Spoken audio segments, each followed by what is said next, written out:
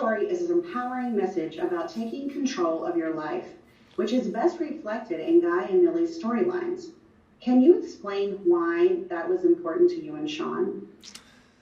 Yeah, the story being about taking control of your life and why that having that narrative, funneled through both my character and Jodie Comer's character of Millie, why that was important to me and why it was important to Shawn.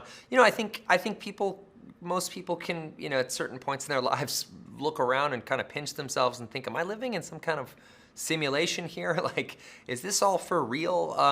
And I like the idea of people stepping out of the shadows and into their light and into their power and taking, some agency in their own outcomes. And that's really what this is about. And we're smuggling all of this into a video game premise, so to speak. But the movie really isn't a video game movie. I mean, it is a movie about taking control of your life. And it's all set within a huge action, adventure, comedy, romantic kind of movie, and it's a type of movie they don't, usually make anymore.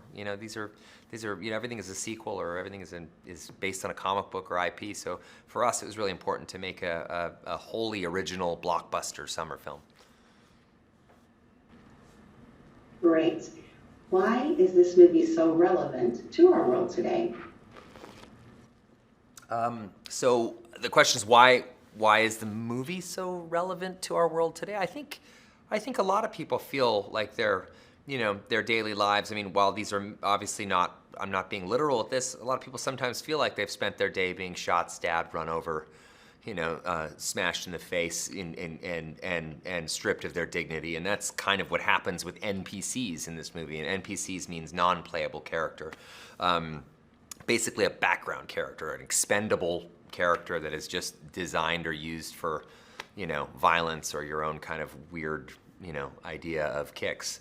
So I think it's relevant today because, I think that's something a lot of people kind of feel, both figuratively and literally. So, there's a lot going on in the world, and, to produce a movie that is, a fastball of joy is, I think, much needed respite in the storm of today. So I'm pretty happy about that.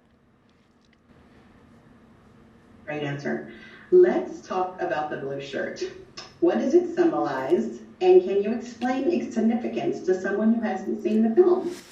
Well, the blue shirt, the significance of blue shirt is, I remember years and years ago, I worked at Safeway, a grocery store in Vancouver, British Columbia, and I was also working at a yacht, like a fancy yacht club as a busboy. And I just remember, both loving my job, the Safeway job in particular, but the yacht club part was tough because I always felt so invisible. And at the same time, my brother worked at Kinko's, which had a similar kind of uniform as what Guy is wearing in the movie. So that was something I'd written into the script early on and liked because it just sort of felt like a Ned Flanders-y kind of background palette that, that anybody, so I like that Blue Shirt Guy that literally becomes his name in the movie, Blue Shirt Guy. Like they don't even give him an identity. It's just Blue Shirt Guy. And he slowly but surely, grows an identity and grows a real purpose and learns how to fight back. And that's where he steps into being Guy, just Guy. And even says it a few times in the movie, my name is Guy. And I love that. So the clothing choice was certainly intentional. But those sorts of things are very important in movies like this. So, and I also like Halloween costumes, meaning that I like movies where you can see an immediately identifiable costume.